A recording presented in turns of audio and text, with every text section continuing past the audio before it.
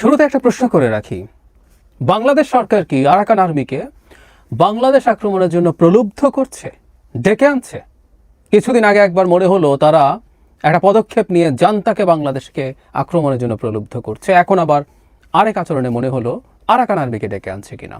মানে সরকারের কোনো পলিসি আদৌ আছে কিনা সেই প্রশ্ন করা জরুরি, এবং যেটা তার চাইতেও জরুরি, যে কোনো মূল্যে একটা গ্যাঞ্জাম বাঁধিয়ে দেয়া, একটা লো ইন্টেন্সিটি ওয়ার, সিকিউরিটির ভাষায় বলে, খুব টাফ ওয়ার না, খানিকটা সীমান্ত সংঘর্ষ, এই ধরনের একটা যুদ্ধ, লো ইন্টেন্সিটি, খুব অল আউট টাইপের যুদ্ধ না, সরকার বাধাতে চায় কিনা। বা সরকারের একটা অংশ নির্বাচন নিয়ে যেহেতু তাদের ভীষণ অ্যালার্জি আছে। বিবিসি বাংলার এই রিপোর্টটা আপনারা একটু দেখে নেবেন। এটা একটা ভিডিও রিপোর্ট।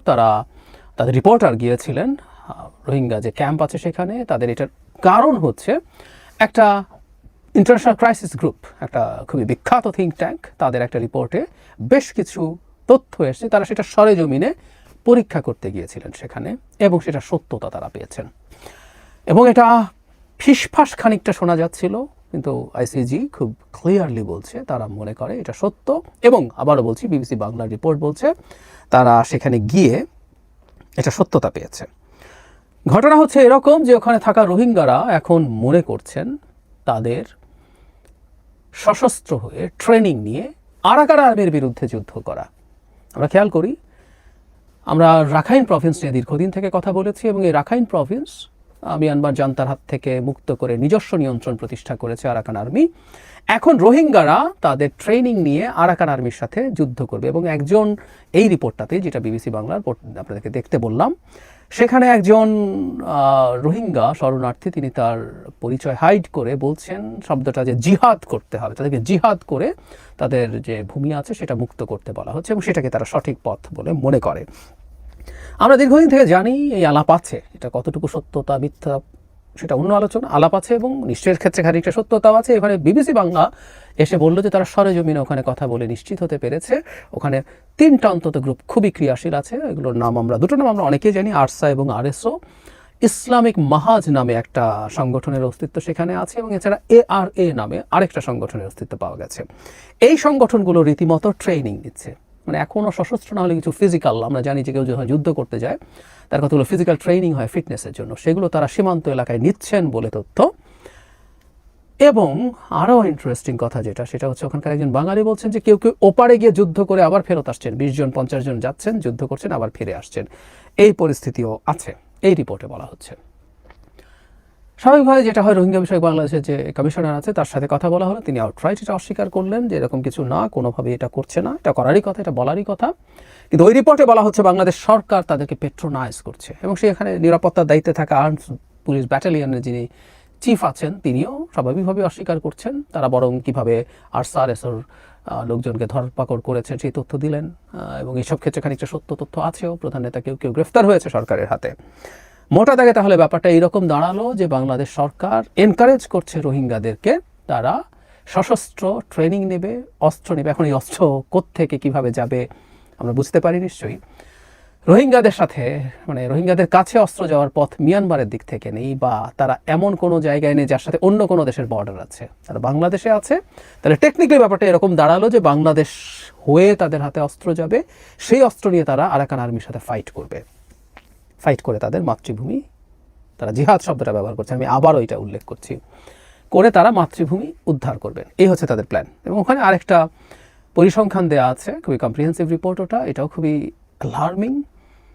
13 লাখ রোহিঙ্গা আছে, তার মধ্যে 34%, আমরা 1/3 যদি গ্রসলি ধরি, যারা ইয়াং পিপল, তার মানে আমরা সংখ্যাটা খেয়াল করছি 4 লাখের বেশি, মানে এরও 1/4। আমরা একটা কথা মনে রাখবো যে এরকম একটা অত্যাচারিত জাতিগোষ্ঠী, যারা অত্যন্ত ছোট একটা জায়গায় গাদাগাদি করে, পৃথিবীর সবচেয়ে বড় একক শরণার্থী শিবির কিন্তু কুতুপালং, খুব ছোট্ট এলাকায় 10 লক্ষ মানুষ ওখানে থাকে, এদের মধ্যে এই প্রবণতা তৈরি হতে পারে, এবং তার দেশে মুক্ত করতে চায় অস্ত্র পেলে, এটাও তাদের জায়গা থেকে খুবই ন্যায্য একটা চাওয়া।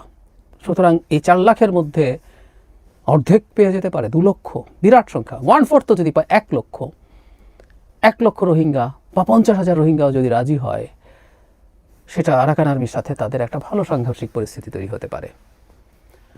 বহুদিন বলেছি এই প্রসঙ্গে, যখন বাংলাদেশ সরকার বলছিল যে রোহিঙ্গাদেরকে তারা পাঠিয়ে দিতে, ওখানে করিডোরের মাধ্যমে ওখানে থেকে যাওয়া লোকজন রোহিঙ্গাদের কাছে খাবার পাঠাবে ইত্যাদি ইত্যাদি, যাতে রোহিঙ্গারা চলে না আসে, করিডোরের প্রশ্নে আলাপটা হচ্ছিল। তখন প্রায় বলতাম রাখাইনের বুদ্ধিস্টদের সাথে রোহিঙ্গাদের ঐতিহাসিক খারাপ সম্পর্ক আছে, কিন্তু জান্তা বিরোধী লড়াইয়ে এটার অবস্থা আরও খারাপ হয়ে গেছে, কারণ এই লড়াইয়ের শেষ দিকে রোহিঙ্গারা জান্তার হয়ে লড়াই করেছে আরাকান আর্মির বিরুদ্ধে, এবং জান্তারা ওখান থেকে পালাতে বাধ্য হওয়ার পর প্রচুর রোহিঙ্গা গ্রামে আরাকান আর্মি ম্যাসাকার করেছে। তার কারণেই ইনফ্যাক্ট 24 থেকে এখন পর্যন্ত এই যে 1,30,000-এর কথা বলা হয়, সেই রোহিঙ্গারা বাংলাদেশে এসছে। অবশ্য বাংলাদেশের কেউ কেউ রোহিঙ্গাদেরকে ফেরত পাঠিয়ে দেবেন টিবেন অনেক খোয়াব দেখেছিলেন, দ্বিতীয় নোবেল লোডিং ডক্টর ইউনূসের জন্য এই আলাপ তুলেছিলেন। যাই হোক, সেদিকে এখন আর যাচ্ছি না। তাহলে আমরা খেয়াল করি তাদের ঐতিহাসিক বৈরিতা আছে। এখন বাংলাদেশ সরকার তাকে পেট্রোনাইজ করছে, তাকে ওখান থেকে সরানোর জন্য। এটা বোঝার জন্য আর কোনো সমন্বয়ক বা স্ট্র্যাটেজি বোঝার দরকার নাই। আরাকান আর্মির অনিবার্য টার্গেটে এই রোহিঙ্গারা পড়বে এবং প্রিএমপ্টিভ অ্যাটাকও হতে পারে। তারা যদি পরিমাণ তথ্য জেনে থাকে, তারা আমাদের এখানে আগে ভাগেই আক্রমণ করতে পারে এবং একেবারেই বর্ডারে তারা এখানে ঢুকে যাবে না বলা যায় না। যদিও আমাদের একটা নিয়মিত সেনাবাহিনী আছে, আমরা সেটা দিয়ে যদি সেখানে মোটামুটি চেষ্টা করি তাদেরকে সেফগার্ড করার জন্য, সেটা হয়তো সহজ হবে না, কিন্তু একটা সাংঘর্ষিক পরিস্থিতি তৈরি হয়ে গেল এবং তাদের দেশ থেকে খুব ইজিলি বাংলাদেশের একটা বড় অঞ্চল তাদের আর্টিলারির রেঞ্জের মধ্যে থাকবে। তো সেগুলো যদি হতে থাকে তাহলে তাদের জন্য খুব সোজা একটা পরিস্থিতি তৈরি করছে এবং বাংলাদেশ আরাকান আর্মির আক্রমণ ডেকে আনছে, এটা মনে হতেই পারে একদম খোলাখুলিভাবে। তাহলে খেয়াল করছি আমরা একটু যদি আসি যে একটা করিডোর করার পরিকল্পনা হয়েছে, সেই করিডোর করার পরিকল্পনা যে শেষ হয়েছে তা আমরা এখনো নিশ্চিত নই। প্রধান উপদেষ্টা তার ভাষণে এটা নিয়ে কথা বলেছেন এবং তিনি এটার প্রয়োজনীয়তার আলাপ করেছেন। এটাকে করিডোর বলেন না, তারা অন্য কিছু বলেন, নানান কিছু প্যাসেজ, চ্যানেল ইত্যাদি ইত্যাদি। তারা সেটা করলেন কি না করলেন সেটা পরে দেখা যাবে। তারা ধরে নিলাম যে এখন যদি সেখান থেকে সরে আসে, তাহলে এখন নতুন যে বাস্তবতা তৈরি হয়েছে, আবারও বলছি, এটার সাথে বাংলাদেশ সরকার ইনভলভড আছে, এই কথা বলা হচ্ছে। এই আলাপ আমরা আমাদের মধ্যে করেছি যে চাইলেও এরকম কেন করা হচ্ছে না। তাহলে অন্তত একবার জিয়াউর রহমানের সময় যখন রোহিঙ্গারা এসেছিল, তখন এই ধরনের আলাপ আছে যে তিনি এই ধরনের একটা হুমকি মিয়ানমারকে দিয়েছিলেন, তুমি যদি এদেরকে ফেরত না নাও তাহলে আমি কিন্তু এদেরকে অস্ত্র দিয়ে তোমার উপরে পাঠাচ্ছি। সেই কৌশল কি আজকের পৃথিবীতে ওই কালে এটা কাজ করেছিল বলে আজকের পৃথিবীতে এটা কাজ করবে? এগুলো খুবই অর্ডিনারি, বোকা ধরনের চিন্তা।